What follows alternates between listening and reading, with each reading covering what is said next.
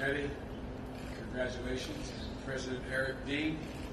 Mr. President, as I've said earlier, the iron workers have been with me my entire career.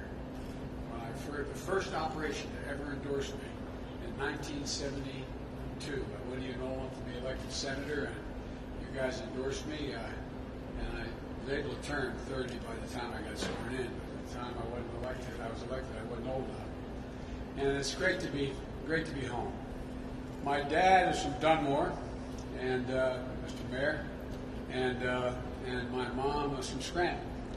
And I want to thank Bob and everyone here at the McGregor Industries for showing me around this morning. Although I knew of this establishment for a long time. It's only been around 100 years, and but this is the kind of small manufacturing business that demonstrates that the resilience, the creativity, and the staying power of the American industrial base. You know, I'm not telling you anything new, but we're living through a time unlike any other in American history. Our country is facing three simultaneous crises. A pandemic that's infected over 3 million Americans and cost thus far over 130,000 lives. Bobby, 3 times a week I'm on the phone with the national folks, the docs who were headed up CDC and other places before. The expectation is that they may get as high as 200,000 before it's over. And it shows no sign of slowing down. We have an economic crisis that's left almost 18 million Americans out of work, with some of the greatest pain inflicted on small businesses and communities of color. A national reckoning on the issue of racial injustice that's long plagued the United States of America, long plagued our country, has come on top of a widening economic inequity and a mounting climate crisis. Each of these crises is an enormous challenge that is testing our strength, our patience, our resilience, and our commitment to our core values, and a commitment to one another. But each of these also presents tremendous opportunity for the nation. An opportunity to prepare now for the future threats we know are just around the corner. An opportunity to address fundamental inequities of our nation, the growing gap between the very wealthy and everyone else. It's an opportunity to finally and fully live up to the words and the values enshrined in our founding documents of this nation. That we're all created equal, but we're entitled to be treated equally the rest of our lives. Not just created equal, but be treated equally. We all know the stakes couldn't be higher. That's why it's no time for the divisive politics we're hearing more about today. Donald Trump may believe that pitting Americans against Americans will benefit him. I don't. We have a health crisis, an economic crisis, a racial justice crisis, a climate crisis. We need to come together to solve these crises, to solve them as Americans. This is our moment to imagine and to build a new American economy for our families and for our communities. An economy where every American has a chance to get a fair return for the work they put in, an equal chance to get ahead. My grandpa, when I lived with him down in Greenridge, used to talk about everybody. Everybody, Joey, deserves a shot. Just a shot. Everybody. An economy that is more powerful we can build precisely because everyone will be cut in on the deal this time as we rebuild the middle class. This time bringing everyone along. Everybody. An economy that says investing in the American people and working families is more important than the nearly $2 trillion in tax breaks predominantly handed out to the super wealthy. Donald Trump loves to talk and talk and talk. But after 3.5 years of big promises, What did the American people have to show for all the talk? He promised a health care plan, but never even offered his own bill as he continues to try to wipe out Obamacare in the middle of a pandemic. Instead, he's fought repeatedly to take health care away from tens of millions of people who didn't have it before, and over 100 million people who are covered because they had pre-existing conditions now that they couldn't have gotten coverage for before. He promised an infrastructure plan to deliver on jobs and opportunities. We're rated as having the 23rd, ranked 23rd in the world in terms of our transportation infrastructure. What happened to all of that? He promised to bring back jobs, but manufacturing was in recession even before COVID-19. He promised to buy Americans. Then he let federal contractors double the rate of offshoring jobs in his first 18 months. I'm going to change that. We're going to double the foreign tax, the tax on foreign profits, so we don't encourage people to leave and build abroad. And when it comes to COVID-19, after months of doing nothing other than predicting the virus would disappear, or maybe if you drank bleach, you may be okay, Trump has simply given up. He's waved the white flag. He's walked away. And his failures come with a terrible human cost and deep economic toll. Time and again, working families are paying the price for this administration's incompetence. There's no other way to say it than incompetence. Small businesses had ended up with the short end of the stick as well. Less than a third of the massive amounts of money for stimulus that the Congress has passed and the Federal Reserve has made available to the private sector, less than a third of it has gone to Main Street businesses, big businesses, the wealthy, Trump's cronies and pals. They've been the big winners.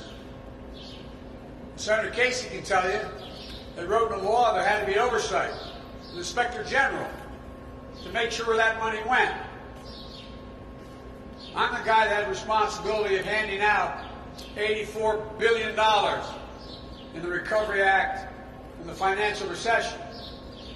I met once every 2 weeks with the Inspectors General. Everything was open. What are we finding out now? That large chains and hotel chains and chains of restaurants, they divided all the restaurants up and treated them as individual restaurants. They're already making hundreds of millions of dollars. With Main Street, mom and pop businesses, they didn't get the money. The truth is, throughout this crisis, Donald Trump has been almost singularly focused on the stock market, the Dow and NASDAQ. Not you, not your families.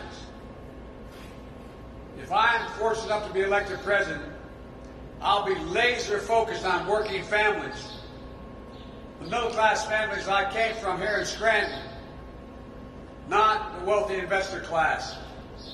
They don't need me, but working families do.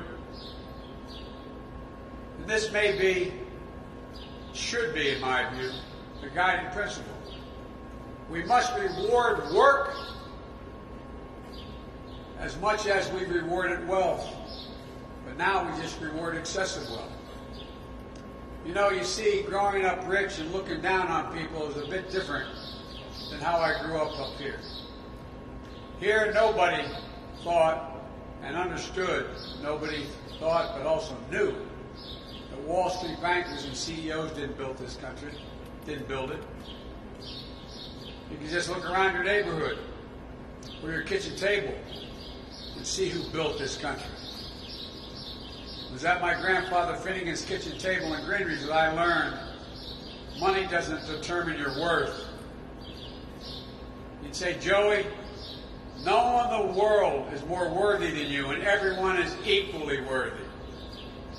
My dad used to have an expression. The people who follow me, I know they're probably tired of me saying it, but he meant it. and I never understood it as well as I have the last 15 years. He said, Joey, a job's about a lot more than a paycheck. It's about your dignity. It's about respect. It's about your place in your community. It's about being able to look your kid in the eye and say, honey, it's going to be okay, and mean it. You know, Mr. President, over 56% of the American people think their kids will never reach the standard of living they had. And folks, we know who built this country. Hard-working folks like you grew up with. You know who built the middle class? Unions built the middle class. That's why we have a middle class. I don't know if you say, Joey, you're labor from belt buckle to shoe sole. Well, I've taken pride in that, because the only way my dad would say you deal with power is with power. With power.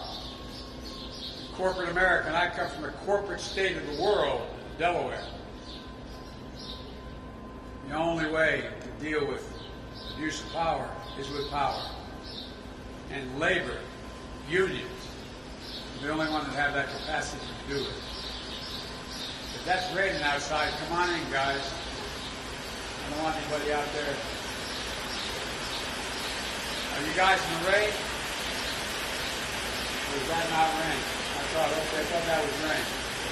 It is? You guys, come on in. Don't stay out there. But look, determination, resilience, and grit. The strength to get up no matter how many times you get knocked down.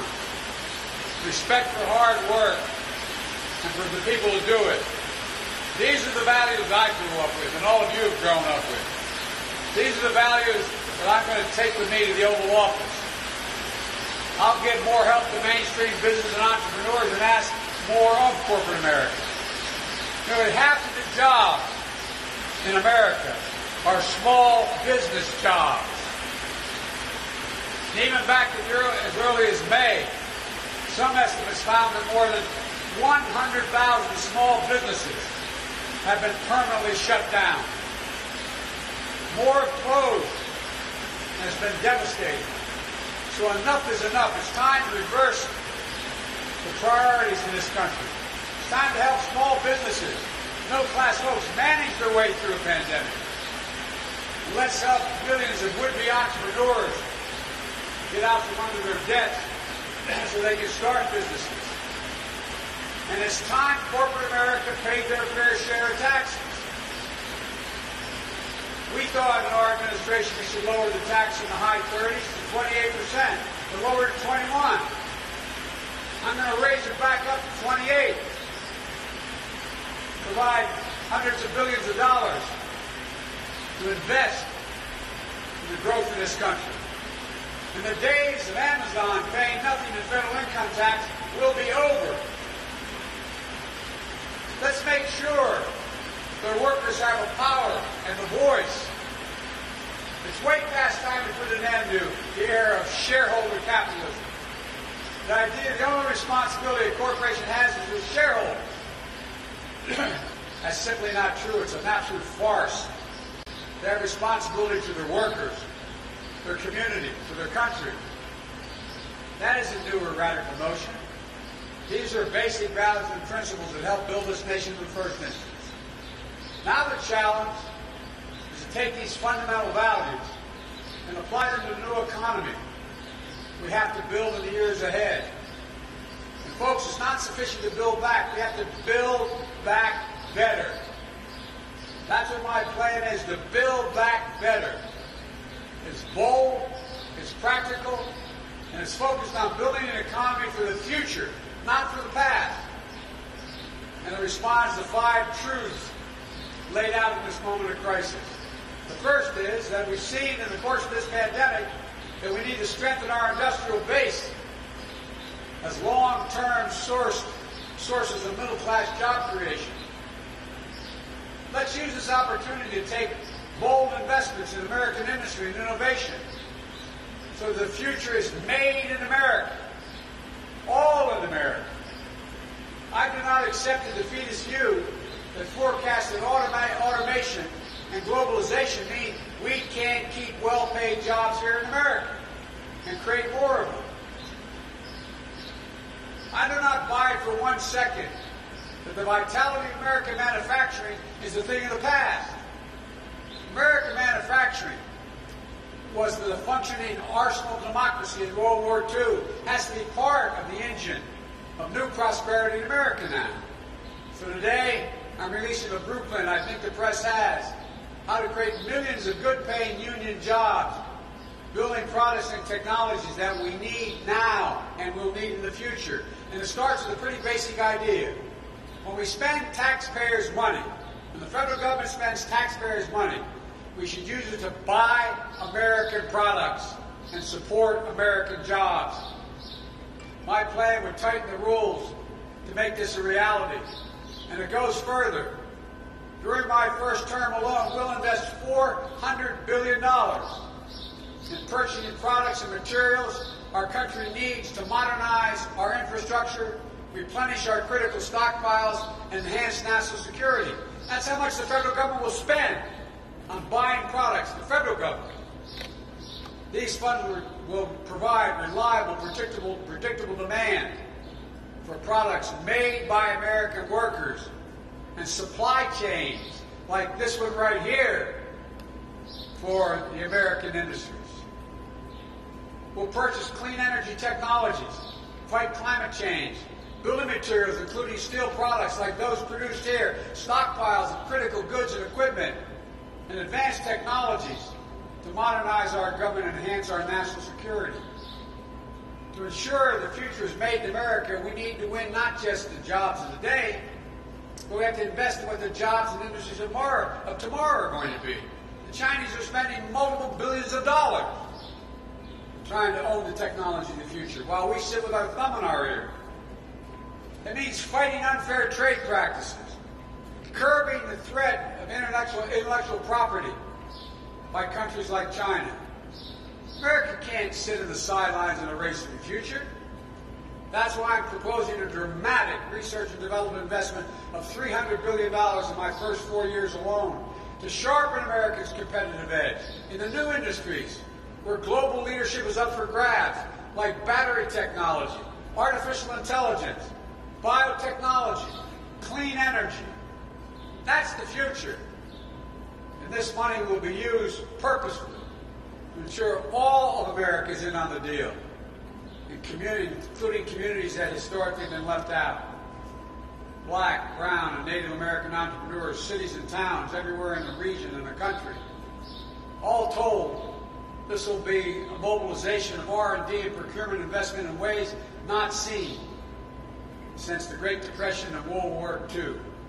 In addition to bringing back the jobs that have been lost this year, my plan will help create at least 5 million new, good-paying jobs, as experts have looked at it, in manufacturing, in innovation, and create them right here in the United States of America.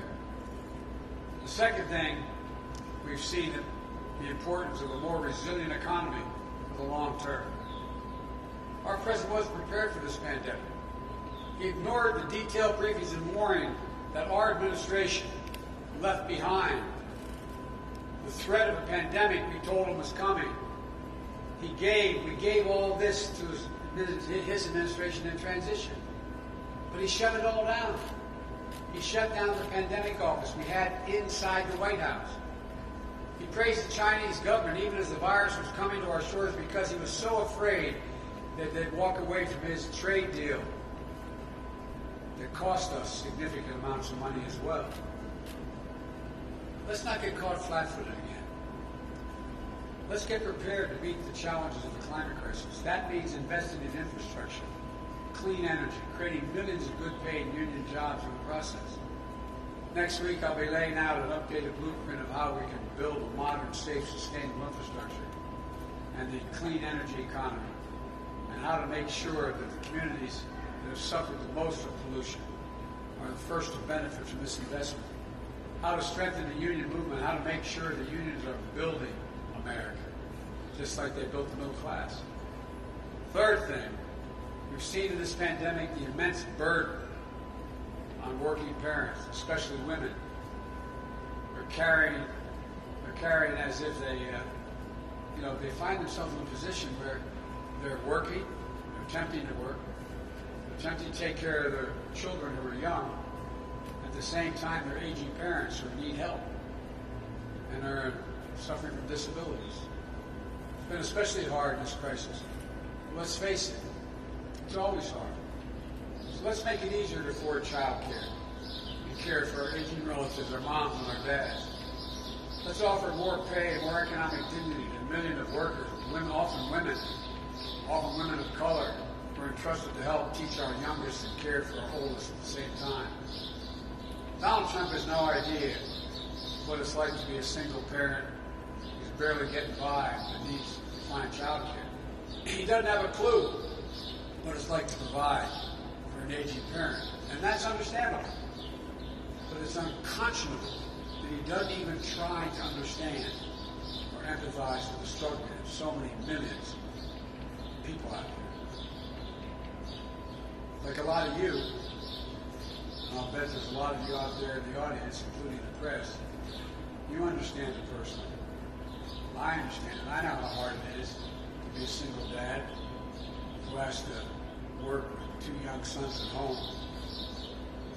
I know what it means to bring your aging parents into your home in the last months of their lives, care for them as well. I've done both, and I had great help. I have a really close family. And I was a U.S. Senator making $42,000 a year at the time. Done both. It's hard. It's so much harder for millions of Americans who are trying to make ends meet. In the weeks ahead, I'll be laying out a plan to mobilize American talent and hearts to build a 21st century caregiving and education workforce. The fourth thing we've seen is millions of American workers and small businesses, business owners, put their lives on the line to keep their their country going. We need to treat these folks and their families as essential, not just in times of crisis, but all times. We call these folks the essential workers. I think the blinders have been taken off the bulk of the American people. Those who could afford to stay at home and stay in place, they look out there and they realize there's that grocery store clerk stacking the shelves.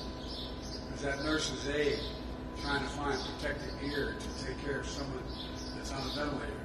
There's that truck driver. There's that mail delivery person. The essential workers. You see these ads and we clap for them as they come down the street. First responders. It's time to not only clap for them, it's time we pay them. The idea that every one of them is not worth at least a minimum of $15 an hour. Or spend time with frontline workers and then tell them they shouldn't have the right to organize, become part of a union. Organize for better pay, for paid leave, for benefits, for working conditions where we insist that they have safe and sanitary conditions to work in. Maybe it is possible for him to ignore it, but I can't and I won't. It's not enough just to praise these workers. We need to pay them. Let's finish the job of Obamacare by ensuring everyone has access to quality affordable health care. Let's lower the cost of prescription drugs and stop the surprise billing and provide public options to cover the millions of Americans who are without health care by adding it to Obamacare. Let's make sure everyone has access to a good education, regardless of their zip code. Let's triple the amount of money we spend on Title I schools. Those are Title I schools. You have 18 of them. 18 of Title I schools in Scranton and Dunmore. And it means that they're very low tax bases. So they're having trouble keeping teachers.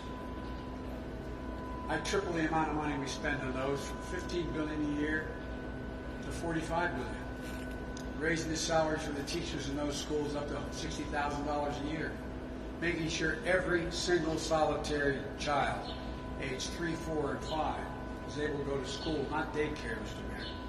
All the data shows and studies show, whether it's at the U or it's at the University of Pennsylvania, anywhere around, that increases by over 58% the chance that child will go all the way through and graduate without having any trouble. Imagine what a big difference it will make. I think because of this pandemic, everyone has a renewed appreciation for just how hard our teachers work, how important their job is. So let's give them the resources and the support they need, both to get through this crisis and empower the next generation of American groundbreakers. So let's pay them. These aren't somebody else's children, they're all our children. They're the children, those children are the kite strings that hold our national ambitions aloft. And our teachers are critical. Finally, we've seen with horrifying clarity the cost of systemic racism, the need for a comprehensive agenda for racial equality in our country. It isn't just about police reform. It's about dealing with the deep wound of systemic racism in this nation. So we need a dedicated agenda to close the wealth gap, expand affordable housing, invest in brown and black and AAPI, Native American entrepreneurs, make real the promise of educational opportunity.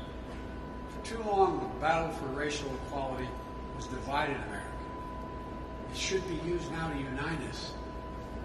Donald Trump cynically claims that he's defending Americans' heritage by embracing the Confederate flag and public monuments of generals who rebelled against and were treasonous against the United States of America. People who tried to permanently rip this nation apart. Do you think Donald Trump has any idea that 360,000 Pennsylvanians fought on the side of the Union to defeat the flag, that Confederate flag, including more black soldiers coming from the state of Pennsylvania than any other state in the nation? Do you think he has any clue that 33,000 Pennsylvanians died in the Civil War fighting against everything that flag stood for? I see a different America than Trump. One that, despite all our flaws and shortcomings and failings, is still, after more than 2 centuries, dedicated to equality, liberty, and human dignity. The challenges we face today are among the biggest in our history. We have to come together in this country to solve them. There's no other way. I got criticized during the primaries by saying I was running for 3 reasons. Restore the soul of America. Number 2, to rebuild the backbone of the country, the middle class. And 3, unite America. And I was told you can't unite it. You can't unite America. We're done. I've long said America is at its best when we act as one nation, one America. That's the tragedy of Donald Trump being president today. He's exactly the wrong person to lead at this moment. He'll not bring this country together. He's determined to drive us apart, to keep his base in place. He'll not be president for all the American people, his base. He believes he's elected president only by his base. And he'll not appeal to the best instincts from the rest of us. He's determined to stroke and revive the worst moments from our past. I have no illusion how tough the road ahead is going to be for our country. But I'm an optimist for one reason above all others. I know the history and the heart of this country. And given a chance, just a chance, ordinary Americans can and have done extraordinary things. And they'll never, ever, ever let their country down, given half a chance. They won't let it down now. The only thing that can tear America apart, and I mean this sincerely, no foreign country, not the way he coddles up to, I shouldn't even get into this, but coddles up to Putin and others, they can't tear us apart. The only entity, the only thing that can tear America apart is America itself. Period. So we just need to remember who we are. This is the United States of America. There's not a single thing, nothing, not a single thing we've ever failed to do when we decided to do it together. That's what this is about. Doing it together. We have a great opportunity to build back and build back better. God bless you all. May God protect our troops.